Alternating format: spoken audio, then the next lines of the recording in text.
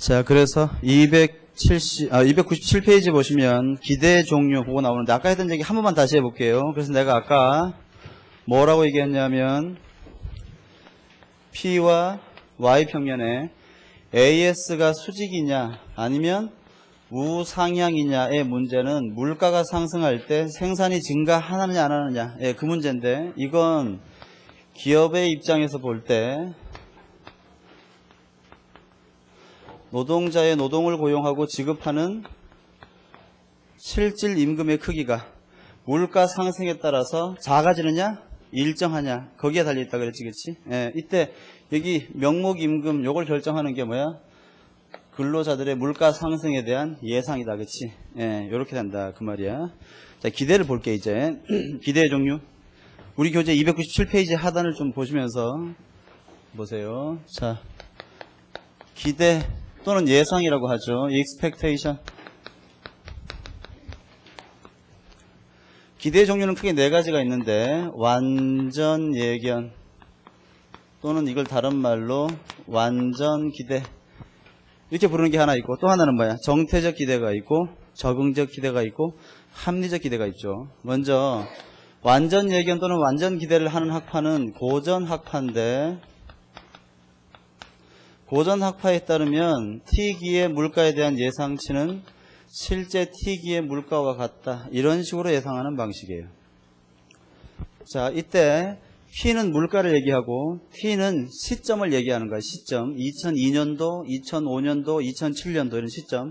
E는 expectation의 의미로 예상치라는 뜻이야. 예를 들어서 고전 학파의 이러한 기대 방식은 이런 뜻이죠.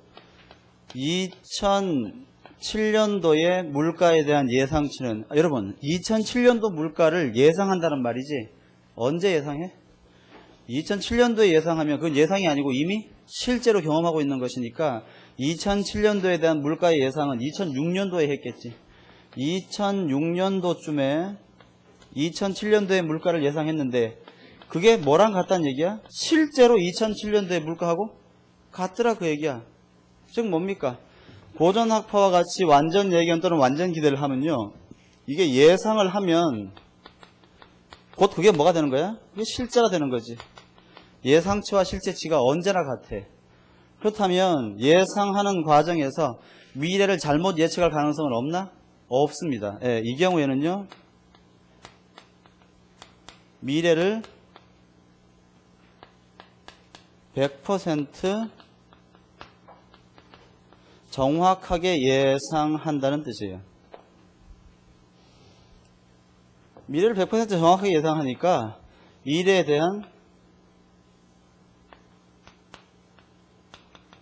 대한 불확실성 따위는 존재해야 하네? 안 하는 거지. 그러니까 생각해봐. 이게 무슨 말이야. 이건 그 미래를 완전 예견 또는 완전 기대라고 하는 것은 미래를 예상하는 게 아니고 사실상 뭡니까? 그냥 다 아는 거야. 마치 신과 같이. 이건 기대가 아니지 사실은. 이미 미래를 다 인지하고 있는 그런 과정입니다. 그러니까 고전학파는 경제 내에 존재하는 모든 경제 주체들이 미래의 모든 상황에 대해서 완전하게 다 알고 있다. 그렇게 가정하는 거야. 미래에 대한 불확실성 없습니다. 그 다음에 미래를 100% 정확하게 예상하니까 예상에 관한 오차가 발생해야 하네. 안 발생하죠. 예상 오차는 발생하지 않아요. 예상 오차가 발생하니까 한번 발생한 예상 오차가 반복되는 현상 따위도 발생할 리가 없어요. 한번 발생한 오차가 반복되는 것을 우리가 체계적 오류가 발생한다. 그렇게 부르는데 체계적 오류도 발생하지 않습니다. 이런 경우에는 AS 곡선은 어떤 형태를 띠는 거야? 여기 봐봐. 물가가 상승하는 실제 크기를 미리 예상하면 말이야. 그 예상은 언제나 이 크기하고 같아.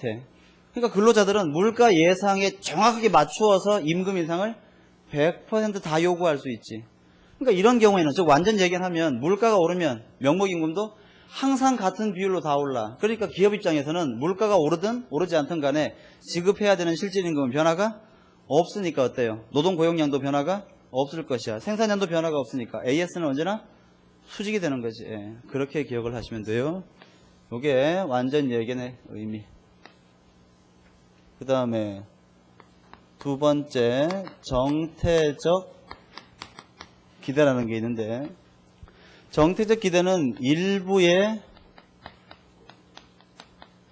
케인즈 학파 경제학자들이 주장하는 것이다. 이렇게 기억하면 될 텐데, 정태적 기대는 뭔가 하면 T기의 물가에 대한 예상치는 T-1기의 물가와 같다. 이런 방식이에요. 무슨 말입니까?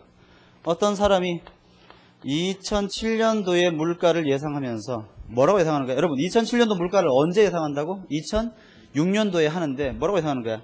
내년도 물가는 뭐 올해하고 같겠지 라고 단순히 예상하는 방식이야. 그러니까 예상치가 뭐랑 같은 거야? 지금 현재의 현재치하고 같은 거지. 그렇지? 여러분 왜 미래의 물가가 지금 현재의 물가하고 같다고 예상하는 거야? 이 사람은? 그 사람은 지금 현재의 경제 상황이 미래에도 변함없이 그대로 계속 유지될 것이라고 단순하게 믿는 그런 방식이죠. 예. 현재의 상태가 미래에도 지속되리라 기대하는 그런 방식이야. 뭐 예를 들어서 김판기 선생이 뭐 어제 한 3분 정도 지각했다란 말이야. 그럼 내일은 언제 올까? 3분 늦겠지. 이렇게 생각하는 거지. 내일 되니까 어때? 내가 3분 늦나? 5분 늦지. 또 그 다음 날은 언제쯤 늦겠다? 한 5분쯤 늦겠지. 또 이렇게 생각하는 거지. 좀 일찍 왔어 오히려 그 다음 날에는. 그런 일은 잘 없죠. 하여튼 일찍 왔어. 또 그 다음 날은 그럼 언제 올 거라고 예상하는 거야? 좀 일찍 오나 보다. 이렇게 단순하게 막연하게 현재의 경제 상황이 미래에 계속 지속되리라고 기대하는 방식이야. 여러분 이렇게 하면 실제로 2007년도가 됐을 때 그 물가가 2006년도하고 같을까? 같을 리가 없지. 그치? 경제는 수시로 바뀌는 거 아닙니까? 그치? 물론 아주 운이 좋아가지고 우연의 일치로 같을 수도 있겠지만 그럴 확률은 굉장히 작고 대부분 어때요? 예상하면 실제와 다를 거야. 우리는 그걸 우리가 뭐라고 부르냐면 예상 오차가 발생한다. 그렇게 불러요. 그럼 여러분 올해는 실패했어. 그럼 내년에 또 예상하면 내년에는 맞아? 내년에도 맞는다는 보장은 없지. 그 다음 해에도요. 맞아떨어진다는 보장 없습니다. 한 번 발생한 오차가 계속 반복될 거야. 우리는 그걸 체계적 오류가 발생한다. 그렇게 불러요. 7번째. 정태적 기대를 가정하는 경제 이론 우리가 배운 거 있죠. 미시경제학 때 어떤 게 있었어? 이른바 거미집 이론이라는 게 있었어요. 기억나요? 거미집 이론이 뭐야? 그렇지. 간단하게 한번 해볼게. 이거 그리지 마. 다 있는 거니까. 여기에 Q, P. 거미집 이론은 어떤 시장에 적용되는 거야? 이건 기억하네. 농산물 시장. 예를 들어서 배추 같은 거. 이런 것 때문에 기대되는 거지. 배추의 경우에는 어때? 배추 가격 변화에 대해서 수요와 공급 중에 어떤 건 좀 반응이 느려? 공급은 좀 반응이 느리지. 반면에 수요는 좀 반응이 빨라. 수요와 공급. 그렇지. 이때 이게 균형점인데 지금 현재 경제가 이 점에 있다. 균형으로부터 이탈했다. 예컨대 지금 현재 2000년도의 배추 생산량이 이만큼이야. 수요 곡선의 수직거리의 높이가 뭘 의미해? 재화의 추가적인 소비에 따르는 소비자의 한계, 편익, 임과 동시에 지불용이 있는 최소, 최대한의 금액이다. 그런 얘기했지. 2000년도의 배추 생산량이 여기면 2000년도의 배추 가격은 이렇게 높아지는 거야. 2000년도의 배추 가격이 높으니까 생산자는 이걸 보고 뭐라고 느끼는 거야? 배추 심으면 돈 되겠네. 생산량을 늘려야지. 언제 늘려? 2001년도에 늘리는 거지. 2001년도에.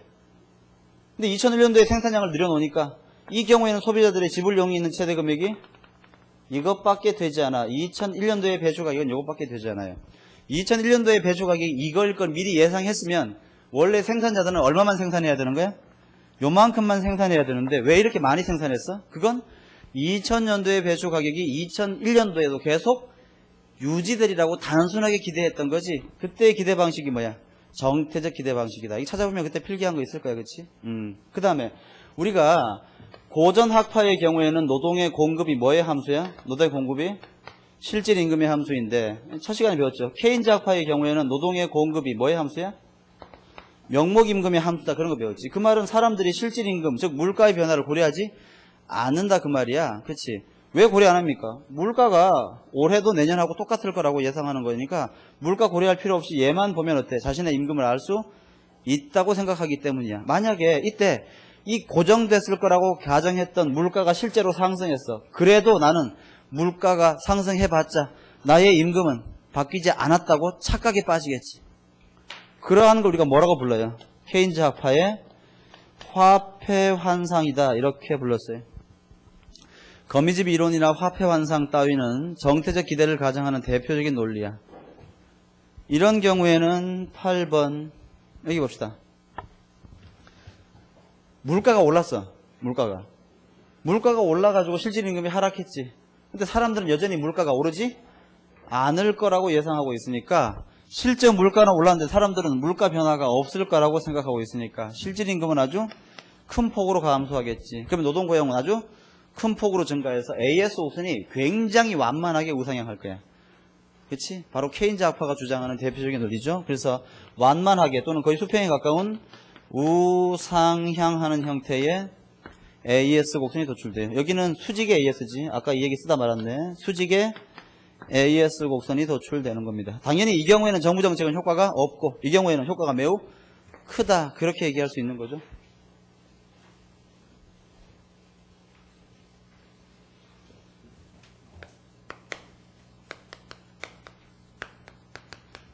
그 다음 적응적 기대 방식인데 적응적 기대를 가정하는 대표적인 학파가 바로 통화주의 학파예요. 통화주의 학파에 따르면 적응적 기대는요. P, T기의 expectation은 P, T-1기의 expectation 더하기 알파 곱하기 P, T-1 마이너스 P, T-1의 expectation 이렇게 되죠. 이게 무슨 뜻일까? 자 봐. 전년도에 T-1기의 물가를 한번 예상했었어. 근데 T-1기의 실제 물가가 예상치하고 달랐어. 그럼 오차가 발생했지. 얼마만큼? 요만큼 오차가 발생한 거야. 이때 그 사람은 그 다음 연도 물가를 예상할 때는 어떻게 예상하는 거야? 일단 올해 예상했던 예상치에다가 올해 발생했던 예상 오차의 알파의 비율, 즉 알파는 0과 1 사이의 값인데 알파의 비율만큼을 고려해가지고 여기다 더한 다음에 새롭게 예상하는 그런 방식이지. 한번 해볼까? 예를 들어서 이쪽에다가 해볼게요. 어떤 사람이 2000년도의 물가가 100이 아닐까? 이렇게 예상했어요. 근데 실제로 2000년도의 물가가 120이었어. 그럼 오차가 발생했지. 얼마만큼? 20만큼의 오차가 발생한 거지. 그렇다면 그 사람은 2001년도 물가를 예상할 때는 어떻게 예상한단 말이야? 저기에 따르면 2000년도의 물가 예상치에다가 알파 곱하기 2000년도의 실제 물가 마이너스 2000년도의 물가 예상치를 빼주는 건데 요게 방금 보니까 얼마? 20. 알파를 편의상 한 0.5, 2분의 1이라고 한다면 이거 곱하면 얼마야? 10. 얘는 좀 전에 얼마였습니까? 100. 따라서 그 사람은 내년도 물가는 100 더하기 10 해가지고 아마 110쯤 되지 않을까? 이렇게 예상한단 말이야. 즉 자신이 이번에 경험한 예상 오차의 일정 부분을 수정하면서 미래를 새롭게 예상하는 방식이야.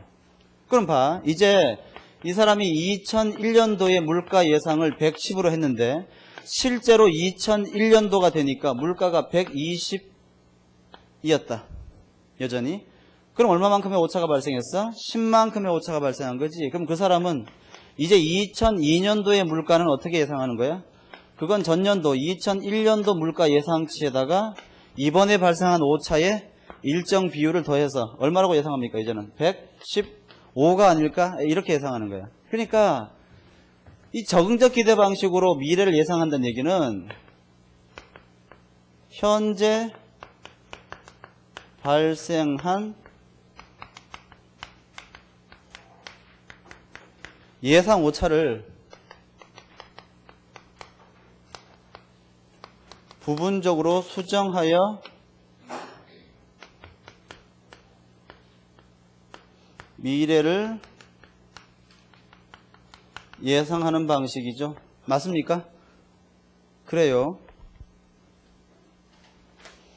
298페이지를 펴보면 상단에 어떤 식 같은 게 좀 보이지? 그걸 한번 볼게요.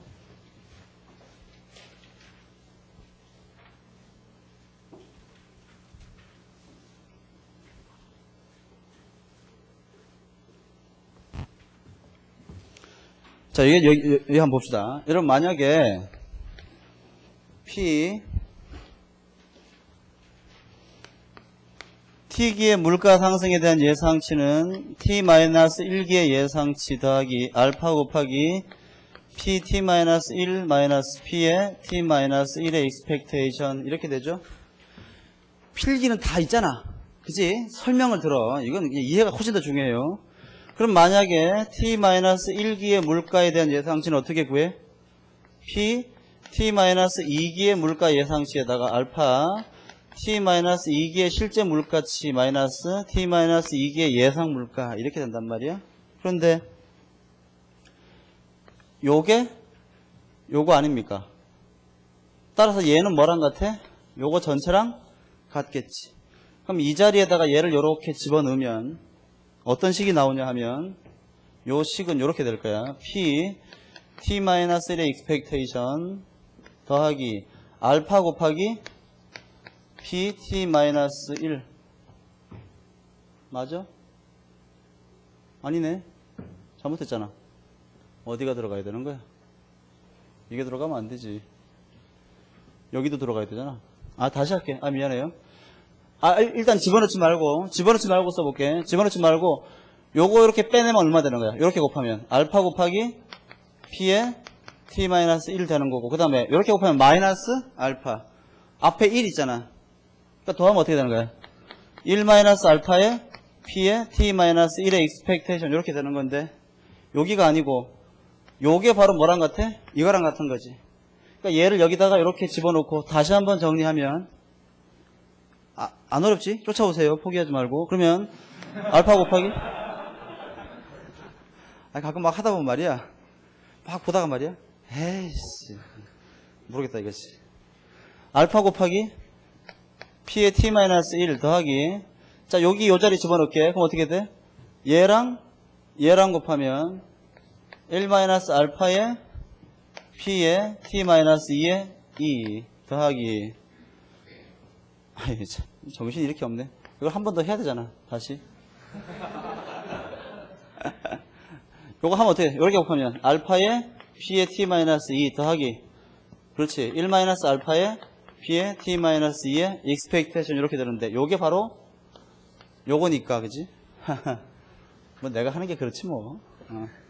자 그러면 얘랑 곱하면 어떻게 되는 거야? 알파에 1 마이너스 알파에 P의 T-2 더하기 그렇지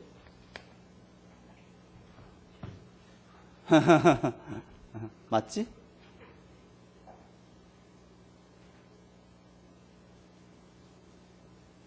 맞아? T-1 이렇게 헷갈려. T-1 여기다 집어넣으면 알파에 T-1 그 다음에 1 마이너스 알파의 제곱 P의 T-2의 expectation 이렇게 되나? 이렇게 되지. 그런데 한 번 더 해볼까? P의 T-2의 expectation 어떻게 되는 거야? 요걸 해보면 얘는 알파 곱하기 P의 T-3 더하기 1 마이너스 알파의 P의 T-3의 expectation인데 요게 뭐랑 같은 거야? 요거랑 같은 거지. 이걸 여기다가 이렇게 또 집어넣으면 요 식이 어떻게 바뀌어? 알파의 P의 T-1 더하기 알파의 1 마이너스 알파의 P의 T-2 더하기 얘는 알파의 1 마이너스 알파의 제곱 P의 T-3 이게 계속 가겠지. 그러니까 정리하면 무슨 말인가 하면 이걸 다 여러 번 이걸 이런 식으로 말이야 여러 번 해보면 최종적으로 P 특정 시점의 물가에 대한 예상치는 다음과 같이 나와요.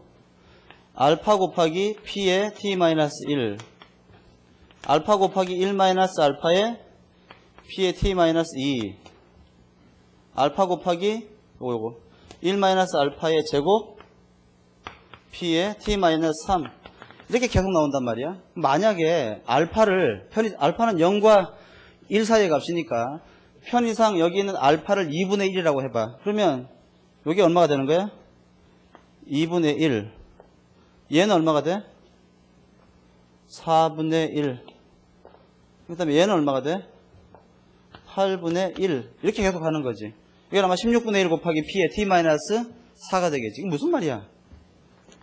이게 이게 정의적 기대란 말이야. 즉, 정의적 기대에 따르면 올해의 물가에 대한 예상치 또는 내년도로 합시다. 내년도 물가에 대한 예상치는 올해 물가 예상치, 특정 연도에 대한 물가 예상치는 그 전년도 물가와 전전년도 물가와 전전전전년도 물가와 전전전전전전년도 물가의 가중평균이지. 가중평균.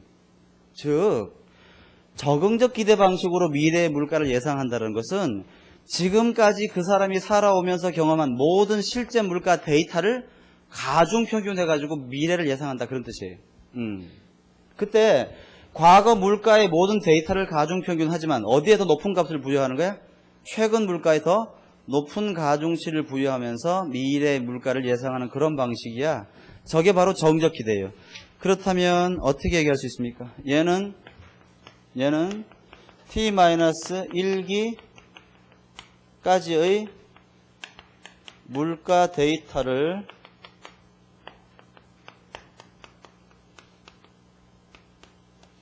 가중평균하여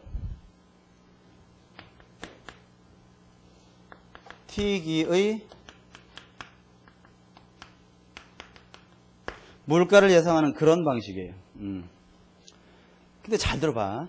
굉장히 멋있는 방법 같지만 가만히 보면 적응적 기대 방식으로 물가를 예상하면 그 물가 예상의 근거 자료는 전부 다 뭐야?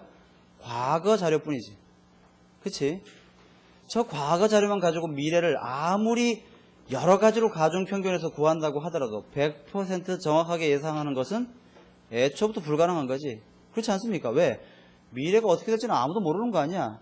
과거의 데이터들을 가지고 미래를 예상한다? 그 예상이 100% 정확할 수가 애초부터 없는 거야. 불가능하지. 따라서 이와 같은 방식으로 미래를 예상하면 어떻게 되는 거야? 반드시 예상 오차가 발생해요. 그 다음 그러한 예상 오차가 반복됩니다. 체계적인 오류가 발생해요.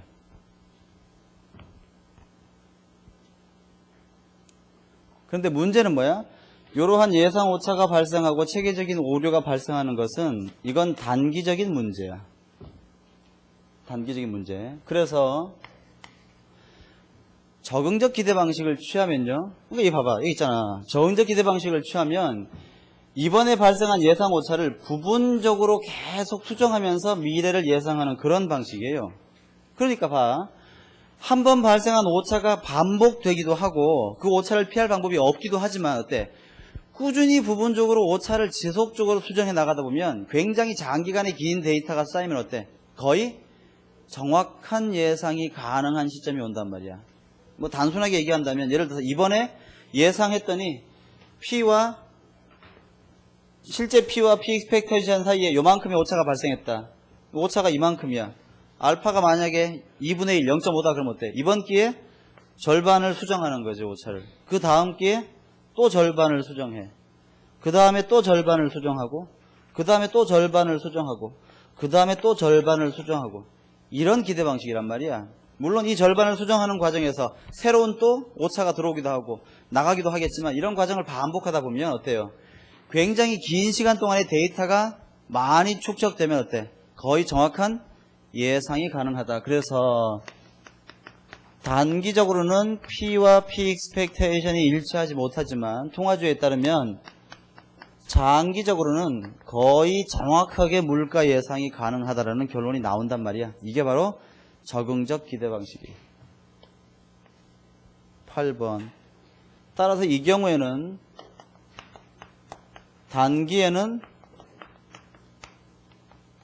우상향의 AS가 장기에는 수직의 AS 곡선이 도출될 수밖에 없는 거예요. 이해가십니까? 즉 예를 들어서 근로자들이 근로자들이 적응적 기대 방식으로 물가를 예상하면 어떻게 되는 거야? 실제 물가의 상승폭을 단기적으로는 정확하게 예상하지 못하는 거지. 그렇다면 어때요? 실질 임금이 바뀔 수가 있는 거지. 그럼 기업의 고용량이 바뀔 수가 있으니까 AS가 우상향할 수가 있어. 하지만 장기적으로는 어때? 이 변화의 크기를 거의 정확하게 예상할 수가 있으니까 실제 물가가 상승한 크기만큼 명목임금도 상승하게 돼서 AS는 거의 수직에 가깝게 된다. 그런 뜻이에요. 그 다음에 여러분 여기 한번 볼래요? 여기다가 알파에다가 1을 집어넣으면 어떻게 되나요? 1을 집어넣으면 여기다가 1 집어넣으면 1 곱하기 P-T, P의 T-1. 그 다음에 1 곱하면 마이너스 P, T-1의 익스펙테이션. 근데 여기랑 없어지잖아. 여기다가 1을 집어넣으면 어떻게 되는 거야? P, T기의 익스펙테이션은 T기의 T-1기의 물가와 같다 이렇게 되는 거죠. 그게 바로 뭐야? 정태적 기대잖아. 그러니까 여기는 정태적 기대는 어떤 겁니까? 알고 보면 얘는 적응적 기대의 아주 극단적인 한 형태가 되겠지. 이해가십니까? 예, 적응적 기대의 극단적인 형태이다. 예, 이렇게 얘기할 수 있어요. 그래서 교재에 따라서는 정태적 기대를 따로 설명 안 하고 적응적 기대에다가 포함시키는 경우도 있어요. 이렇게 볼게요.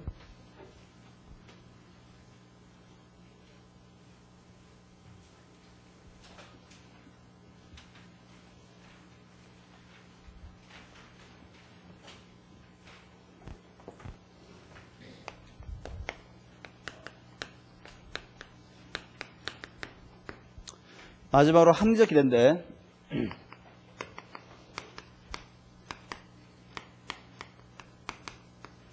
합리적 기대는 주로 쇠고전학파에서 사용하죠. 물론 간혹 새 케인즈 학파의 합리적 기대가 문제되는 경우도 있지만 주의해야 돼요. 우리가 흔히 합리적 기대 학파라고 얘기할 때는 누구만 얘기하는 거야?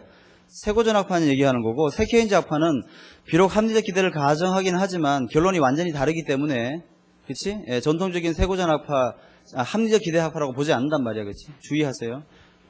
자, 먼저 합리적 기대는 뭔가 하면 T기의 물가에 대한 예상치는 expectation PT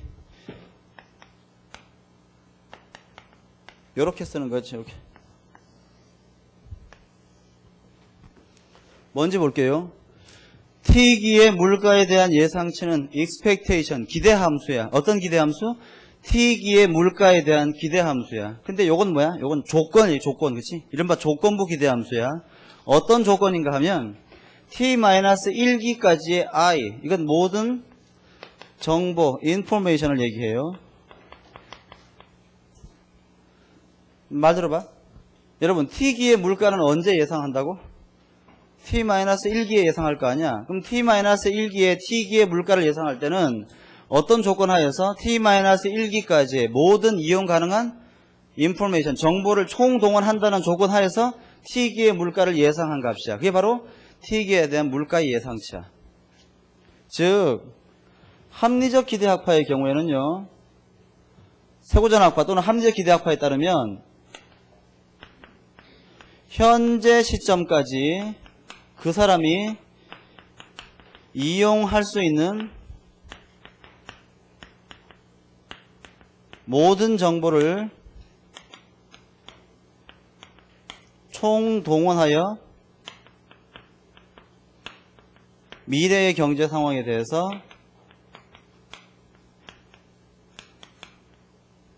합리적으로 기대하는 방식. 이게 바로 이제 이른바 합리적 기대야.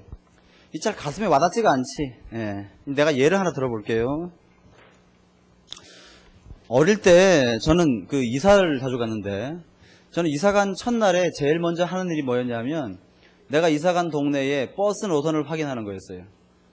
이제 그 당시에 나의 유일한 교통수단은 이제 버스였기 때문에 내가 이사 간 첫날 내가 이사 간 동네에서 내가 다니는 학교까지 한꺼번에 가는 버스가 있느냐, 내가 좋아하는 친구네 집까지 한 번에 가는 버스가 있느냐 없느냐, 나한테 굉장히 중요한 문제였어. 게다가 버스 배차 시간이 참 중요한데 나이가 어리니까 그리고 어디 버스 회사에 전화해가지고 배차 시간을 물어볼 능력도 없고, 그러니까 막연하게 이사 간 다음 날부터 버스 정류장에 나가서 그냥 기다리는 거지. 예, 그렇습니다. 그러다 보니까 운 좋으면 가자마자 금방 타고 출발할 때도 있지만 가끔씩은 하염없이 기다리는 경우도 있고요. 심지어는 제가 버스를 1시간 넘게 기다려 본 적도 많아요. 예. 노선이 사라졌는데 모르고 말이야. 계속 서 있었던 거예요. 예. 또는 그 버스 회사에서 파업이 나가지고 버스를 운행 안 했는데 모르고 계속 있었던 거예요. 그럼 봐. 나는 지금 완전하지 않은 불완전한 세상 속에서 내가 기다리는 버스가 언제 올까에 대해서 굉장히 관심을 많이 가지고 있는데, 내가 원하는 것은 내가 버스 정류장에 도착하자마자 내가 원하는 버스가 도착을 해서 기다리는 시간 없이 바로 타고 떠나는 걸 나는 원해. 내가 두려워하는 건 하염없이 기다렸지만 버스가 안 와서 내가 대기해야 되는 시간이 길어지는 걸 두려워한단 말이야. 즉 나는 버스의 도착 시간이 언제일까를 기대하면서 버스를 타는데, 내가 기대할 수 있는 버스의 도착 시간에 대한 기대 방식은 이 칠판에 있는 4가지가 있겠지. 해볼게. 내가 만약에 고전학파의 완전 예견을 할 수 있다면 나는 어떻게 버스를 기다리겠습니까? 그럼 나는 이사간 첫날 내일 버스가 언제 올지를 이미 다 알고 있는 거야. 이사간 첫날 말이야, 딱 이렇게 누워가지고 눈을 감고 보니까 막 눈앞에 이렇게 그림이 파노라마처럼 이렇게 싹 스쳐 지나가면서 몇 번 버스가 정확히 몇 시 몇 분 몇 초에 도착하더라, 이걸 다 아는 거지. 난 누구한테 물어볼 필요 있어? 그럴 필요 없죠. 그 다음날 아침에 그 시간에 맞춰가지고 버스 정류장에 딱 가면 말이야, 내가 발을 딱 딛자마자 버스가 착 오는 거야. 기다리는 시간은 제로, 타고 바로 떠나죠.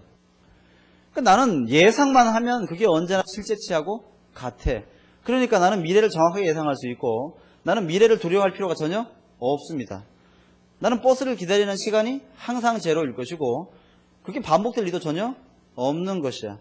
그 경우에 나는 버스 기다리는 시간은 언제나 제로에서 변함이 없을 것이에요.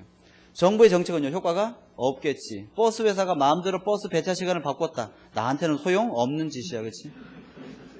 왜? 다 아는데 뭐. 그치? 나는 정체적으로 기대하기 시작했어. 그럼 어떻게 해야 되는 거야?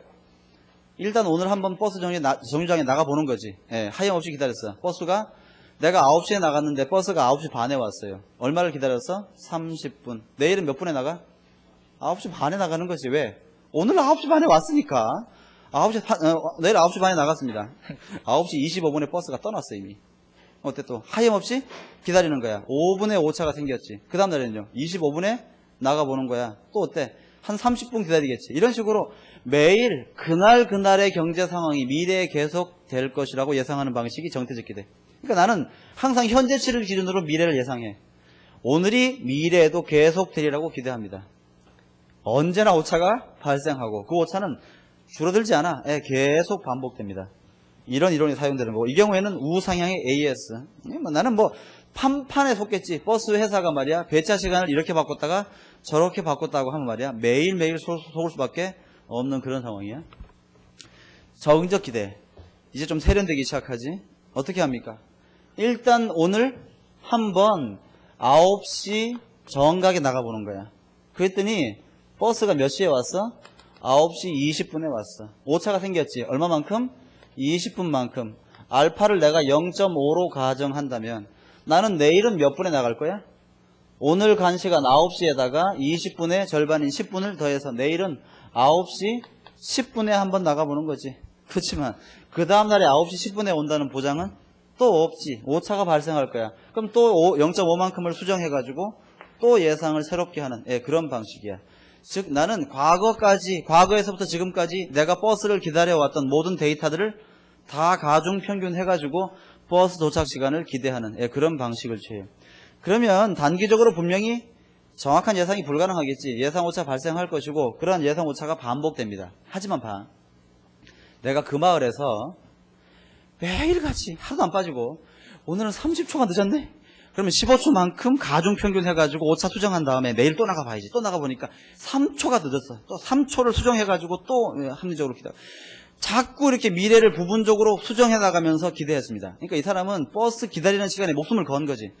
그렇게 하루같이 매일 오차를 부분적으로 수정하면서 장기간 동안 기대를 한 거야. 그 마을에서 그 사람이 매일 아침 버스 시간을 예상하기를 60년 동안 예상했다고 가정해 볼게. 10살 때부터 말이야, 70이 될 때까지 계속 버스 도착 시간만 적응적으로 기대했어요. 어느 날 갑자기 어떻게 되는 거야? 득도하는 거지. 깨닫는 거야. 어떻게 됩니까? 다 아는 거지, 이제. 데이터가 워낙 누적이 되니까 말이야. 그렇지. 월요일은 출근 시간이 앞치기 이렇게 겹치니까, 주말 지나서 첫 시간이니까, 그때는 배차 시간이 한 10분 정도 늦어지지. 여름에는 비가 오는 날은 한 15분, 30초쯤 늦게 도착하고, 금요일에는 버스 회사에서 회의가 있기 때문에 출발 시간이 늦죠. 예, 그 다음에 매년 1월달 두 번째는 대부분 버스 회사들이 단합대를 가기 때문에 버스가 안 오는 날이 많고, 가을에는 임금 협상 때문에 파업을 많이 하니까 확인해보고 나가야 되고, 이걸 다 하는 거야. 그러니까 어때? 장기적으로는 거의 정확한 예상이 가능한 거지. 예. 하지만 이때 이 장기는 어때? 매우 상당한 시간이 필요하겠지. 합리적 기대 방식으로 버스 시간을 예상해 봅시다. 첫째, 나는 어떻게 예상해야 됩니까? 내가 지금 현재 이용 가능한 모든 정보를 총동원해서 내일 버스 시간을 예상해 보는 거야. 그럼 나는 이사간 첫날 어떻게 합니까? 내가 이사간 첫날 이용 가능한 모든 정보는 뭐가 있는 거야? 그 마을에 70년 동안 버스 도착 시간만 예상해 왔던 사람을 찾아가는 거지. 물어봅니다. 할머니, 내일 버스가 언제 와요? 이 할머니가 지금까지의 모든 노하우를 총동원해서 내일은 몇 월 달이고 무슨 요일이고 뭐 하니까 말이야, 한 9시 15분쯤 올 것 같다, 그렇게 예상해요. 그렇구나. 어때? 이 할머니가 70년 동안 쌓았던 모든 시행착오를 한꺼번에 뛰어넘는 거야. 그 다음에 이용 가능한 정보가 이거밖에 없나? 또 있지. 버스 회사에 전화합니다. 여기 무슨 동인데요? 내일 언제 버스 보낼 겁니까? 9시 15분이요? 확실해요? 확실해? 알았어요. 끊었지. 또 있잖아. 뭐야? 서울시 교통 뭐 이렇게 관리국에 또 전화하는 거지. 물어보고. 그 버스 정류장에 옆에 보면 말이야, 토큰 파는 할머니가 있는데, 그 할머니가 한 75년 살았어. 그 마을에. 또 그 할머니한테 물어보는 거지. 언제 옵니까 내일? 9시 15분쯤 올 것 같아. 모든 데이터를 다 종합해 보니까 어때? 9시 15분이 거의 정확한 것 같아요. 나가면요, 그때 오는 거지. 예. 확률적으로 거의 정확한 예상이 가능한 거예요. 예. 그러니까 이 합리적 기대의 무서운 점은 뭐야? 이 정적 기대처럼 지금까지의 과거 데이터를 가중평균하고 이런 짓 안 하는 거야. 완전히 제로 베이스에서부터 새로 정보를 정립해가지고 미래를 예상하는 그런 방식이에요. 그렇게 해가지고 9시 15분 나가니까 실제로 버스가 9시 15분에 오는 거지. 그 다음날 나갈 때는 오늘 도착한 9시 15분은 의미가 있어 없어? 전혀 없는 거야. 이건 버리는 거지. 버리고 다시 이제 지금 내가 이용 가능한 정보가 뭐가 있는지 또 확인하는 거지. 그 할머니 또 찾아가는 거죠. 버스 회사에 또 전화하는 겁니다. 토큰 파는 할머니한테 또 물어보는 거지. 그렇게 해가지고 그 다음날은 9시 10분에 도착할 거라는 확신을 가지고 9시 10분에 나갔습니다. 그런데 웬걸, 버스가 9시 50분이나 돼서야 도착했어요. 그럴 수 있나? 그럴 수 있지. 왜 그런지 알아봤어. 그랬더니 저기 마을 어귀에서 접촉사고가 나가지고 차가 한동안 막혀서 출발을 못한 거야. 그것 때문에 출발이 지연됐고 내가 예상한 것보다 버스가 한 40분이나 늦게 도착했어요. 그럴 수가 있나? 있습니다. 즉, 합리적 기대 방식으로 미래를 예상하면 언제나 정확한 예상이 가능한 게 아니라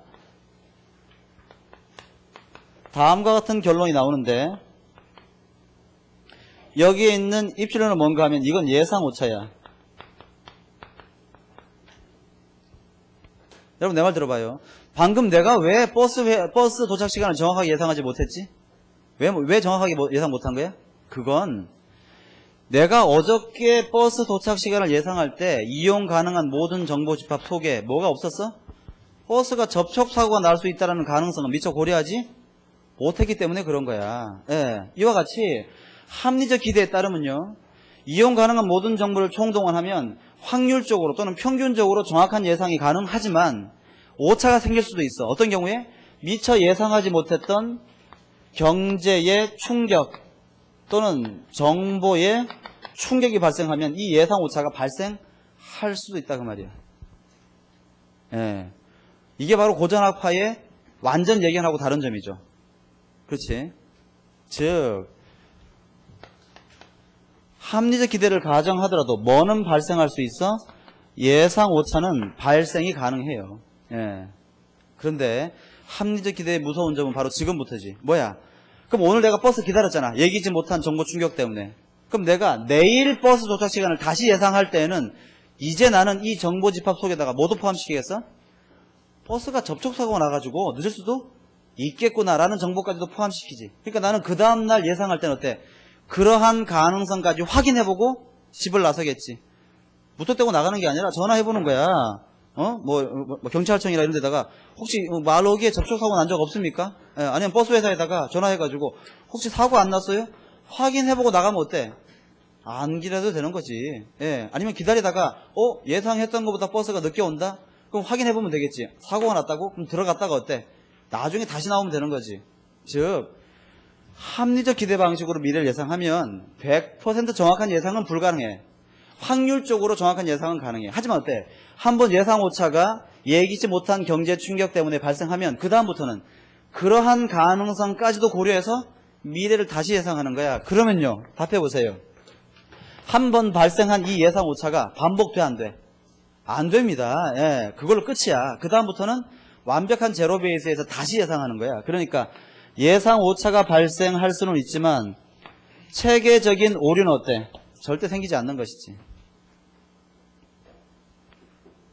이런 경우에는 어떤 식의 얘기를 할 수 있습니까? P, Y에서 AS는 P와 P expectation이 수직이 될 수 있지.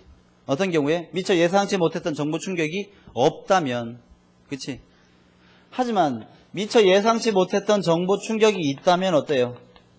AS가 우상향 또는 P가 P expectation과 달라질 수도 있겠지. 이걸 정부의 정책적인 측면에서 본다면 어때? 정부의 모든 정책이 이미 충분히 예상된 정책이라면, 그렇다면 예상치 못한 경제 충격은 없겠죠. AS는 수직이 되는 거야. 하지만 미처 예상하지 못했던 정보 충격이 발생하면 그때는 정책 효과가 발생할 수도 있다, 그런 얘기야. 그러니까 이것만 가지고도 어때요? 이미 학파별 AS 곡선의 형태가 다 도출이 가능한 거지.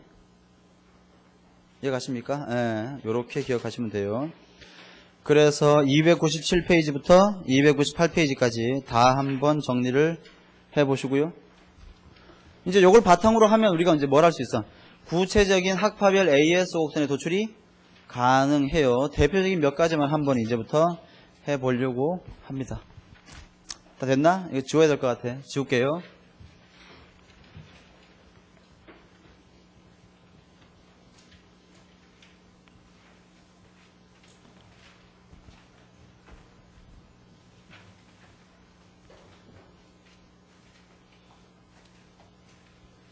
그럼 여러분, 여기에 따르면 정부가 AD 곡선을 이동시켜서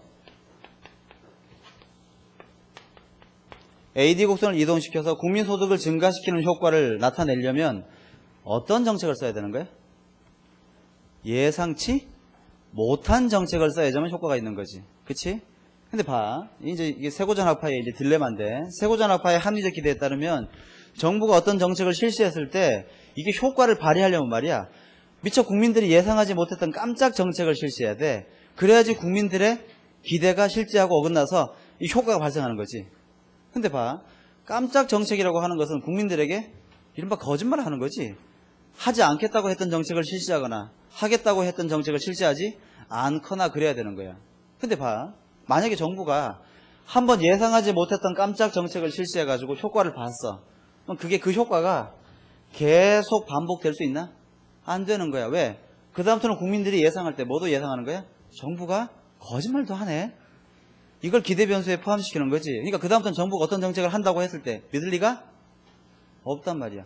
왜 지금 현 정부에서 부동산 정책이 효과를 발휘 못합니까? 유사 이래로 이렇게 강력한 부동산 정책이 없었잖아. 효과가 발생 안 되는 이유는 뭐야? 역대 수많은 정권에서 부동산 잡겠다 해놓고 뭐야? 안 잡았지. 그러니까 국민들이 어떻게? 합리적으로 기대를 형성한 거야. 부동산 정책은 다 거짓말이다. 버티면 된다. 그러니까 실제로 막 구체적인 법안이 마련되고 막 엄청난 조치가 취해지더라도 어때? 옛날에 이미 다 경험해 봤다. 버티면 된다. 대통령이 바뀌든지 정책이 없어지든지 둘 중에 하나 아니겠느냐. 효과가 없는 거야. 마치 뭐하고 같은가 하면 늑대와 양치기지. 늑대와 양치기. 뭐야? 양치기가 심심하니까 아닌가? 양치기 소년? 양치기 소년? 양치기 소년. 양치기 소년은 양치기 아닌가? 양치기 소년이 말이야. 심심하니까 늑대야 그런 거지. 예, 마을 사람들이 막 꽃갱이 들고 막 늑대 어디야 막 그러니까 재밌다. 속았지? 이렇게 놀렸지. 한 번 더 어때? 진짜 늑대다 그런 거야. 예, 또 올라왔지. 어디 그러니까 진짜로 속았지? 이러고 놀린 거 아니야. 나중에 진짜로 늑대가 왔죠. 진짜로 늑대가 왔다. 그러니까 어때? 아무도 안 오잖아. 그 딜레마에 빠지는 거야. 그러니까 예상하지 못한 정책을 써가지고 국민들로부터 단기적인 정책 효과를 기대하고 정부가 자꾸 거짓말을 하면 그 다음부터 어때? 정말로 정책을 써야 될 때는 아무런 효과도 발생하지 않아요. 예. 이거 실정 분석을 이미 해봤어요. 정부가 늘 국민들에게 신뢰 있는 정책, 꾸준하게 진실된 정책을 실시한 국가에서는 실제 정책을 실시했을 때 어때요? AS가 굉장히 완만한 형태를 띠요. 하지만 국민들에게 늘 거짓말했던 그런 국가의 경우에는요. AS가 굉장히 수직에 가까운 형태를 띠어요. 그 나라는 정부가 어떤 정책을 펼치더라도 국민들이 먹혀들지가 않는 거야. 그러니까 봐. 오해하면 안 된단 말이야. 내 말은 이거야. 이걸 보고 말이야. 이거 잘못 오해하면 그러면 새 고전 알파의 경우에는 예상치 못한 정책을 쓰면 효과가 크니까 정책을 실시할 때는 어떤 정책을 실시해야 된다? 예상치 못한 정책을 실시하라. 그게 아니야. 뭐야? 예상치 못한 정책을 단기적인 효과를 보고 남발하게 되면 아예 어떤 정책도 효과가 없게 돼버리니까 정책을 실시하지 말란 말이야. 실시하지 말고 만약에 정책을 실시할 게 있으면 사실대로 얘기하고 실제대로 하란 말이야. 그런 다음에 국민과 정부 사이에 신뢰도가 쌓이면 그때는 어때? 정부의 정책이 실제로 효과를 크게 발휘할 수 있는 토대가 마련된다 그런 뜻이에요. 이건 우리에게 시사하는 바가 굉장히 큽니다. 이건 우리 일상생활에서도 마찬가지야. 내가 가끔 하는 얘기인데 요즘 그 TV 보니까 그런 프로 있던데 우리 아이가 달라졌어요 뭐 그런 프로 있지. 알아? 제가 뭐 애는 없지만 말이야. 그 프로를 보면서 굉장히 이렇게 큰 감동을 받았는데 저는 그 프로를 보면서 말이야. 그 프로는 합리적 기대에 관한 설명 프로그램이 아닌가 제가 그런 생각을 했어요. 여러분 애들이 말이야. 부모들이 안 돼 라고 했는데 계속 떼쓰고 울고 막 핥히고 던지고 막 그렇게 하는 애 있지. 걔가 원래 태어날 때부터 애가 못돼 먹어서 그런가? 절대로 아닙니다. 그건 100% 누구 책임이야? 부모 책임이야. 내가 보기에는. 그럼 왜 그런 거야? 부모가 애들에게 기대를 잘못 형성시켜줘서 그래. 처음에 애가 아무것도 없는 백지 상태일 때 말이야. 애가 뭐 압니까? 애들은 말 그대로 깨끗한 도화지 아니야, 그치? 성선설도 없고 성악설도 없는 거지. 완전히 제로 베이스란 말이야. 애가 엄마 손을 잡고 백화점에 갔어. 신기한 게 많네. 갖고 싶잖아. 엄마 저거 했는데 엄마가 안 돼 저건 했어요. 안 되나? 저거 갖고 싶어 했어요. 안 돼. 갖고 싶은 걸 못 갖게 하니까 막 이렇게 슬프잖아, 그지? 애가 운 거야. 으앙 하고 우니까 애가 창피하게 왜 이래? 이번만이야. 그리고 사주잖아. 애가 뭐라고 느끼는 거야? 엄마가 거짓말을 하네. 엄마가 노가? 아니네. 어떤 기대를 하는 거야? 합리적으로 기대하는 거지. 그 다음부터 그 아이의 정보집합 속에는 뭐가 포함되는 거야? 엄마의 노가 아닐 수도 있다라는 정보가 입력되는 거지. 가게를 갔어요. 이것도 갖고 싶네? 엄마 이거. 그건 진짜 안 돼. 그거 비싼 거야. 그럴 리가 없지. 계속 달라고 해버린 거지. 엄마가 정말로 안 되는 거면 강력하게 안 된다고 했겠지. 그래도 어때? 애는 이미 기대가 굳어버린 거야. 그러니까 이제부터는 자기가 자신을 컨트롤 못하는 거야. 자기는 분명히 저걸 가질 수 있다고 확신을 갖고 있는 거지. 극단적으로 넘어가는 거죠. 때렸어. 그럼 엄마가 어때? 애가 너무 지나치게 때렸으니까 너 정말 이번만이 마지막이야. 다시는 그러면 안 돼. 창피하게 왜 이러니? 사줬어요. 이제 애의 기대는 이제 확신으로 굳어버리지.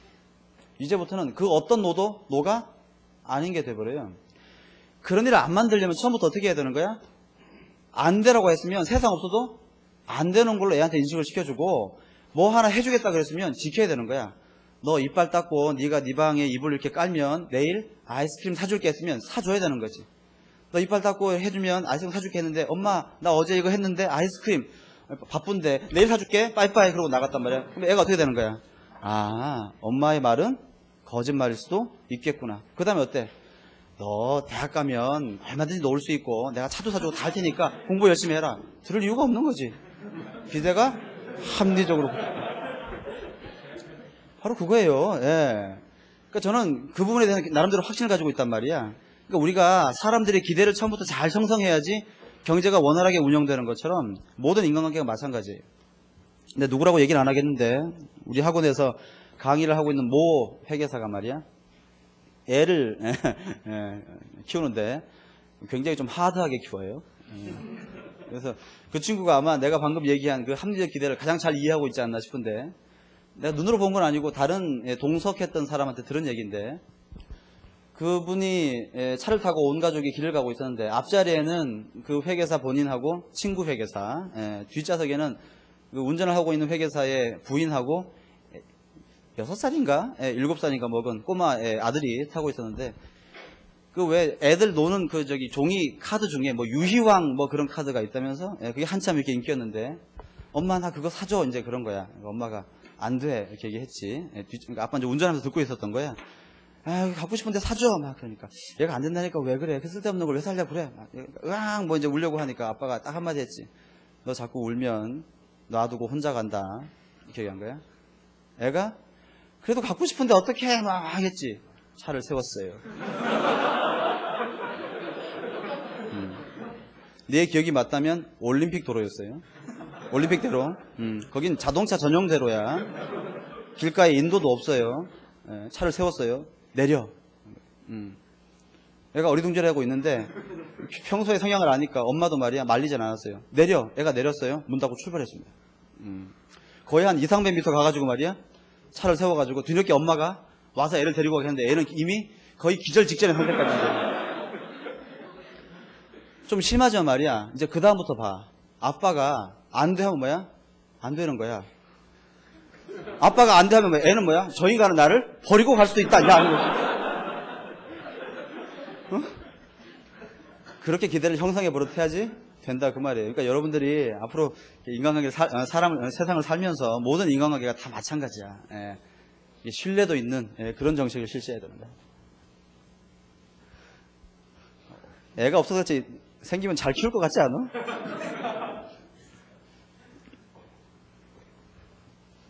근데 아까 방금 내가 든 얘는 말이야 결코 따라해서는 안 될 얘야. 잘못되면 어떡하려고 그럽니까?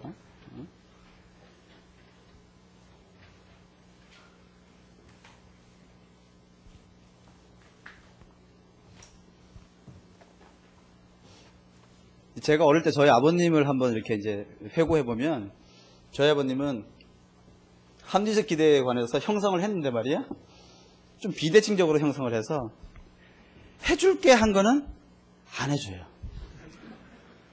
근데 너 이거 하면 가만 안 둬 한 거 말이야 칼같이 시켰어요. 불우한 어린 시절 살았죠. 대부분의 우리 전통적인 그 부모님들이 특히 아버님들이 그런 분들이 많았어. 자 이제 299페이지부터 각 학파의 총 공급 곡선 설명할 텐데 이건 먼저 내용이 굉장히 간단하니까 그냥 쭉 보시면 될 텐데 가장 중요한 건 통화주의 학파, 고전 학파하고 케인즈 학파죠. 먼저 고전 학파의 AS 곡선인데 여러분 제가 지금 설명을 하겠지만 이것의 도출 과정이 중요한 게 아니라 결론이 훨씬 더 중요해요. 결론이. 자 고전 학파는 첫 번째 어떤 가정하고 있나요? 가격 체계의 완전 신축성 이거 가정하고 두 번째 노동시장에서 노동의 수요와 노동의 공급이 모두 뭐의 함수야? 실질 임금의 함수이죠.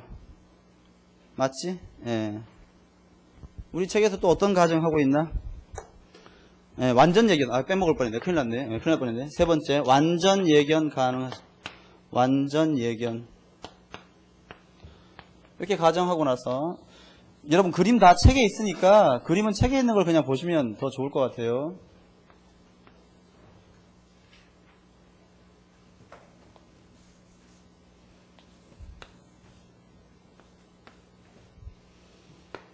여기 L, 여기 Y, P분의 W, L, P, Y, Y, Y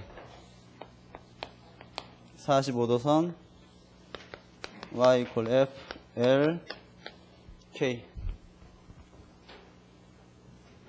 여기 있는 건 이건 생산함수고, 여기 있는 이 45도에서는 총생산과 국민소득 사이의 1대1의 대응관계를 나타내는 거고, 여기는 물가와 소득, 예, 그렇게 됩니다. 먼저 노동시장에서 고전학파는 노동의 수요와 공급이 모두 실질임금의 함수니까 여기 세로에 있는 이 가격이 뭐가 되는 거야? 이게 실질임금이 와야 되는 거지. 이때 우하향하는 노동의 수요와 우상향하는 노동의 공급이 모두 뭐의 함수야? 실질임금의 함수야.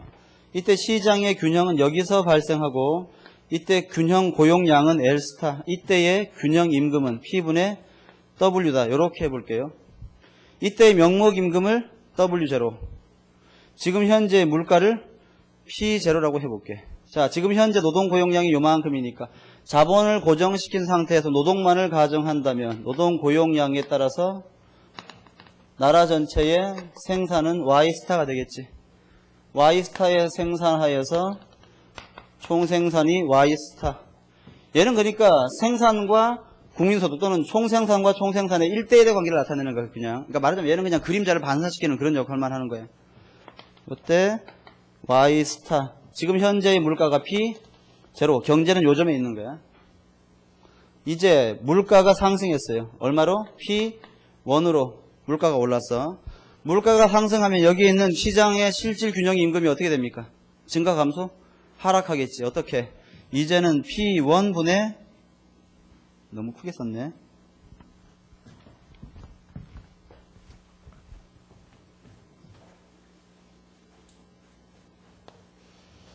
이제는 P1분의 W0 라고 하는 요만큼의 임금으로 하락했겠지. 얘가 하락했어요. 이렇게. 예. 그럼 봐. 실질임금이 물가 상승으로 인해서 하락하면서 노동시장에 어떤 일이 발생합니까? 요만큼의 초과 수요가 발생하는 거지. 근데 봐. 노동의 공급과 수요가 모두 실질임금의 함수이고 근로자들이 완전 예견해. 그러니까 근로자들은 이미 이 물가가 상승한 걸 알고 있었어. 그러니까 근로자들은 이 물가가 채 상승해서 실질임금이 하락하기도 전에, 또는 더 멋있는 말로 노동시장의 초과 수요가 발생하기도 전에 이미 뭘 요구하겠어? 명목임금의 상승을 요구하겠지. 뭐와 같은 크기로? P0에서 P1이 상승한 크기와 같은 크기로. 그치? 예. 게다가 어때요? 모든 가격 체계가 완전 신축적이니까 가격은 즉각적으로 변하는 거야. 최대한 빨리. 그래서 어때? 사람들이 명목임금을 상승시켰어요. P1으로. 그러면 여기 P1분의 명목임금 W1은 원래 뭐랑 같은 거야? 최초의 균형임금인 P0분의 W0와 같은 수준으로 다시 이렇게 올라가는 거지. 그 말은 물가 상승으로 인해서 노동시장의 초과 수요가 발생하는 게 아니라 발생하려다가 많은 거야, 그냥. 예, 여전히 균형점은 이 점에서 일정하게 유지되고 있는 겁니다. 결국 고전학파의 경우에는 물가가 상승했지만 노동 고용량은 변화가 없고, 노동 고용량이 변화가 없으니까 어때요? 생산도 변화가 없고, 따라서 물가가 P0이건 P1이건 언제나 국민소득은 Y스타에서 변화가 없죠. 그러니까 고전학파의 경우에는 항상 언제나 예외 없이 수직의 AS가 도출될 수밖에 없어요. 그리고 이때의 국민소득이 뭐라고 보는 거야? 이게 바로 완전고용 국민소득이다. 그렇게 본단 말이야. 잘 한번 이해해 보세요. 그 다음에 새 케인즈 학파. 왜 새 케인즈야? 케인즈 학파지? 케인즈 학파. 케인즈 학파는 뭘 가정합니까? 일단 가격 체계가 경직적이다. 그렇게 가정하죠. 두 번째, 노동시장에서 노동의 수요는 여전히 뭐의 함수야? 실질임금의 함수인데 노동의 공급은 뭐의 함수입니까? 명목임금, W의 함수다. 이렇게 되는 거지. 그 다음에 세 번째, 기대에 관해서는 어떤 기대하는 거야? 정태적 기대 같은 거 하는 거죠. 그 말은 뭐야? 근로자들은 물가 상승을 알지 못한다 그 말이야. 그치? 됐죠? 그 다음에 네 번째, 여러분 만약에 가격 체계가 경직적이라는 게 케인즈 학파의 견해인데 그럼 노동시장의 가격은 뭡니까? 임금 아니야. 그럼 임금도 경직적이라고 가정한다. 누가? 케인즈 학파가. 이때 케인즈 학파가 노동시장의 임금 경직성을 가정하는 말을 표현하는 것으로 어떤 표현이냐면 명목임금의 하방 경직성이라는 표현이 있어요. 이게 중요한 건데 설명할게요. 방금 본 것과 같은 그림을 한번 그려보면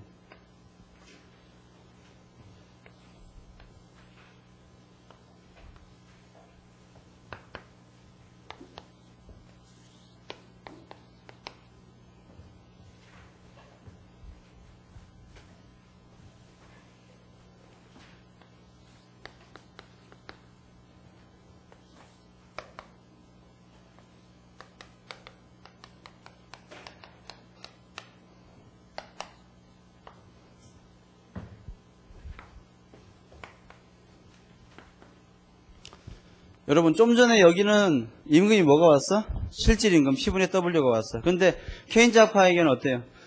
근로자들이 실질임금을 알지 못하니까 이제는 여기에 오는 임금이 뭐가 와야 돼? 명목임금 W가 와야 되는 거야. 근데 내 말 들어봐. 여러분 지난번에 우리가 유동성 함정 배울 때 옛날에 기억나십니까? 유동성 함정은 어떤 상태라 그랬습니까? R과 화폐 수요 사이에서 화폐 수요는 이자율과 반비례하는 이런 형태를 가지는데 물가가 하락하더라도 사람들이 에이 설마 이 수준보다 더 떨어지게 하겠어. 즉 물가 하락의 최저선이 정해져 있으면 화폐 수요 곡선은 이와 같은 형태가 된다 그랬잖아.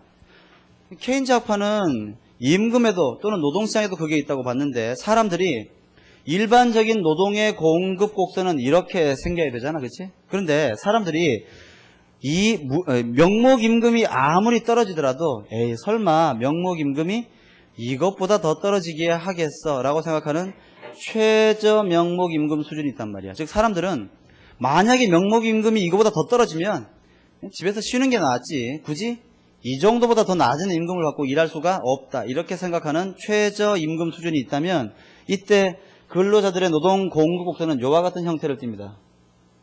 이와 같은 형태를 다시 그릴게. 근로자들의 노동 공급 곡선은 요와 같은 형태를 띠는데 요와 같이 명목임금이 일정한 즉 노동 공급 곡선이 수평선 형태가 되는 구간을 명목임금이 하방 경직적인 구간이다 그렇게 불러요. 즉 이 구간에서는 명목임금이 변하지 않아요. 또는 더 이하로 떨어지지 않습니다. 쉽게 얘기하면 극심한 경제 불황기를 가정하는 게 케인즈 학파 이론이냐. 케인즈 학파가 얘기하는 것처럼 경제 불황이 굉장히 심한 경우에는 실업이 엄청나게 많겠지. 그렇게 많은 실직자한테 새로 일자리를 줄 때는 임금을 많이 줄 필요가 없잖아. 어떤 임금만 주면 되는 거야? 최저임금 수준만 주면 되는 거지. 지금 그런 상황이다 그 말이야. 따라서 노동 수요 곡선과 만나는 점은 이 평평한 구간이 되는 거야. 하지만 여러분 기억하세요. 케인즈의 경우에도 노동의 수요는 어때? 실질임금의 함수인 거 알지? 이때 노동 고용량이 L0만큼 이루어지면 이 L0의 노동 고용에 의해서 생산도 어때? Y0만큼 이루어지겠지. Y0의 생산에 의해서 국민소득이 Y0가 되면 자 만약에 지금 현재 물가가 P0라면 여기에 있는 물가도 뭐가 되는 거야? P0가 되는 거지. 이제 물가가 P1 수준으로 상승했다고 해볼게요. 물가가 상승하면 여기에 있는 P0가 P1으로 증가하겠지. 그럼 실질임금은 하락하는 거야. 이건 지금 누구야? 노동수요. 근로자의 기업이야. 기업이지. 기업은 이 실질임금을 지급해야 되는 사람이잖아. 그런데 물가가 상승함으로써 기업이 지급해야 되는 실질임금이 증가 감소? 감소한 거 아니야. 물가 상승했으니까. 이 기업은 좋아 나빠? 좋은 거지. 지급하는 임금의 크기가 실질적으로 작아진 거야. 노동을 더 많이 소요해? 적게 소요해? 더 많이 소요하지. 임금이 사졌으니까. 따라서 물가가 상승해서 실질임금이 하락하면 노동 수요 곡선은 오른쪽으로 이동합니다. 기억하세요.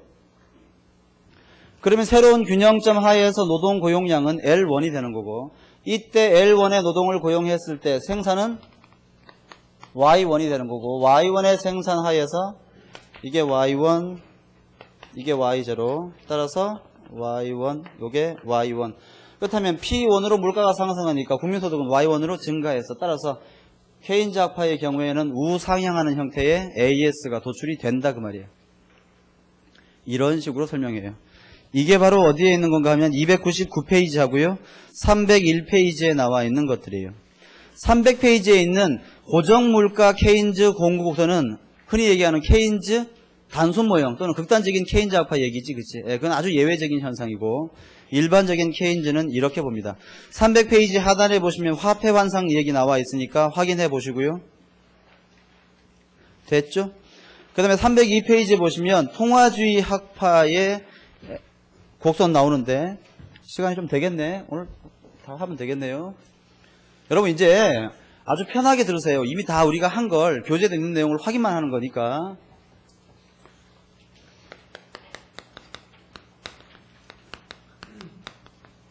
통화주의 학파 잘 한번 볼게요. 통화주의 학파에 따르면 우리 책에 있는 그림이 제가 설명드린 그림하고 약간 달라서 혹시 헷갈릴 수 있겠는데 그냥 그대로 계속 할게. 통화주의 학파에 따르면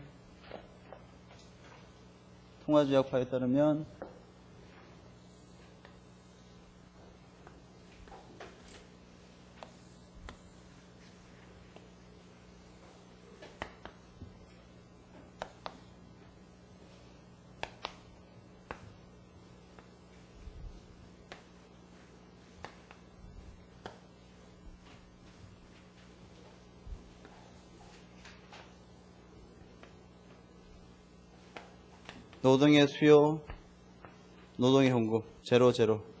이쪽도 실질임금의 함수, 이쪽도 실질임금의 함수. 세로축에는 명목임금 W를 놓았어. 우리 책에 있는 그림하고 약간 다른데 본질적으로는 같은 거니까 한번 참고해 보세요. 지금 현재 노동의 수요와 공급이 만나서 노동이 L0. 이때의 명목임금이 W0입니다. 이때의 노동 고용량이 역시 L0.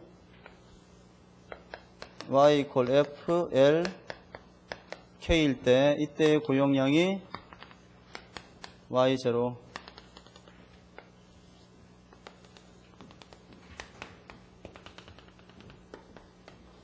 Y0. 만약에 지금 물가가 P0라고 한다면 경제는 이 점에 위치하고 있겠지. 이때 물가가 P0였었어요. 그치? 이제 물가가 P1으로 상승했어. 물가가 상승하면 첫째, 잘 봐요. 여기 있는 노동 수요 곡선에서 물가가 상승하면 실질임금이 감소하지. 실질임금이 감소하면 노동 수요는 증가한다. 아까 얘기했지. 따라서 얘가 어디로 움직입니까? 이런 식으로 움직일 거야. 이 표시가 잘 안 되네.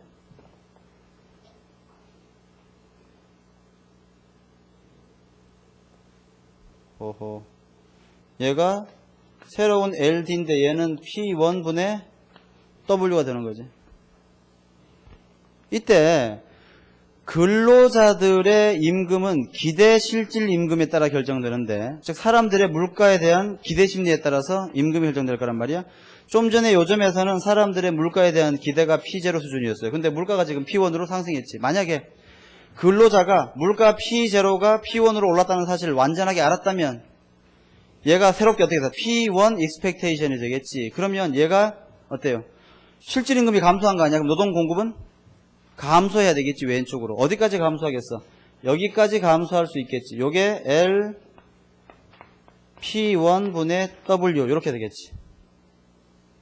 그때는 명목임금이 W1으로 상승하는데 이 크기하고 여기에는 이 크기가 같을 것이야. 그렇지? 지금 무슨 말입니까? 지금 내가 여기 그린 그림은 물가 상승에 대한 기대가 정확해지면, 여기 expectation 들어가야지. 물가 상승에 대한 기대가 정확해지면 물가가 상승해서 노동의 수요와 공급이 움직이더라도 노동 고용은 변화가 없단 말이야. 그때는 어때요? 여전히 Y0 해가지고 P1에서 이 점에서 이렇게 될 거야. 통화주의 학파의 경우에 사람들이 물가를 완벽하게 예상할 수 있는 시기는 언제야? 장기지. 이게 바로 장기의 AS 곡선이 되는 거야. 하지만 단기적으로는 어때? 여러분, 단기적으로는 사람들이 물가가 P0에서 P1으로 올랐다는 사실에서 완벽하게 예상이 불가능하지. 만약에 사람들은 실제 물가가 오른 크기의 한 절반밖에 물가 상승을 예상하지 못했다면 얘가 왼쪽으로 충분히 이동하지 못하고 이 중간쯤으로 요렇게 이동했을 것이야. 그치? 그치? 예. 이 경우는 어떻게 되는 거야? 균형점이 2점이 돼서 그때는 노동 고용이 L1으로 증가할 수 있고 이때는 L1의 노동 공급하여서 생산이 Y1으로 증가하고 Y1으로 증가해서 어떻게 되는 거야? 이렇게 돼서 우상향의 AS가 도출될 수 있다 그 말이야. 저는 칠판에다가 지금 노동 수요를 실질임금의 함수로 표시한 거고요. 우리 교재에서는 뭐라고 표시했냐면 MPL 곱하기 P다 그렇게 설명했는데 이건 뭐 별거 아닌데. 여러분 이거 있잖아. 우리가 미시경제학 배울 때 MPL 곱하기 P가 뭔지 배웠지. 이 뭐야? MPL 곱하기 P는 뭐니까? VMPL 아니었어. 뭐야? 노동의 한계 생산물의 가치지. 그치? 이 VMPL 곡선이 뭐가 되는 거야? 이게 노동의 수요 측면이 된다. 그때 그렇게 배웠잖아. 그래서 노동 수요 곡선 대신에 거기에는 MPL 곱하기 P를 계산한 거야. P가 커지면 어떻게 되는 거야? P가 커지면 그 기업에 P가 커지면 노동자를 한 명 추가로 고용했을 때 노동의 한계 생산물의 가치가 증가하니까 이 기업은 어때요? 이득을 보는 거지. 그러니까 노동을 더 많이 고용할 수가 있게 되는 거야. 오늘 뭐 여러 가지 방식으로 아까 기대 설명하면서 설명했고 하니까 이미 다 이해가 갔을 거라고 봐요. 그래서 어디야? 302페이지 보시면 302페이지에는 지금 뭐만 나와 있습니까? 우상향의 AS만 나와 있지. 하지만 어때요? 통화주의 학파는 장기적으로는 수직의 AS가 나와야 되는 거지. 그러니까 제 개인적으로는 지금 이 페이지의 그림이 조금 정확하지 않다고 보는 것이죠. 어떤 그림이 나와야 되냐 하면 308페이지로 다시 한번 가보세요, 여러분. 308페이지에 케인즈 학파와 통화주의 학파 있지. 거기 보면 단기에는 우상향, 장기에는 수직. 예, 그런 식으로 그림이 나와야 된단 말이야. 예, 그게 옳아요.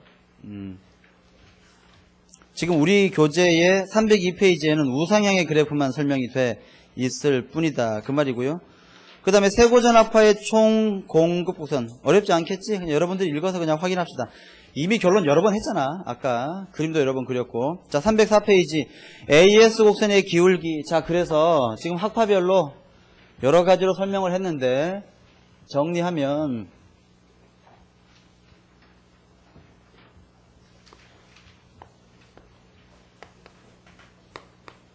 일반적으로 대부분의 학자들이 다음과 같은 내용에 동의합니다. 즉 그림이 너무 심한데?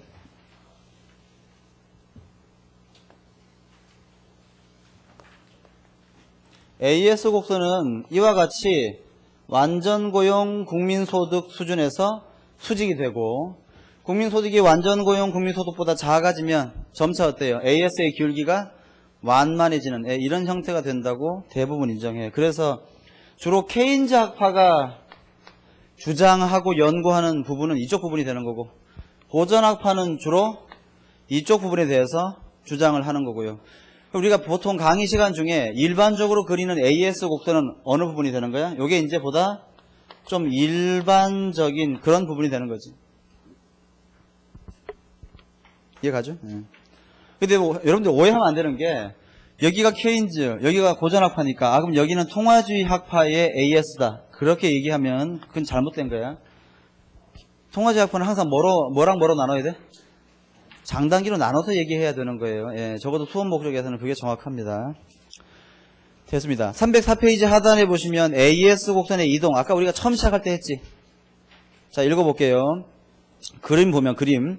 인구가 증가하거나 근로자의 노동 의욕이 증가하거나 소득세가 인하되거나 기업의 생산성이 향상되거나 석유 가격 또는 유가 등의 하락이 있거나 법인세율이 인하하거나 기술 진보가 발생하거나 자본이 증가하면 어때요? AS 곡선을 오른쪽으로 이동할 수가 있다. 그런 뜻이야. 그 다음에 오른쪽에 보시면 학파별 AD-AS 균형 해가지고 고전학파, 케인즈 단순 모형 일반적인 경우 어렵지 않지? 예, 역시 다 했던 그림이야. 아래쪽에 영역 구분 방금 했어요. 예, 페이지 넘기고요. 306페이지의 재정금융정책의 효과. 요걸 우리가 내일 계속하도록 하겠습니다. 오늘 여기까지 할게요. 수고하셨습니다.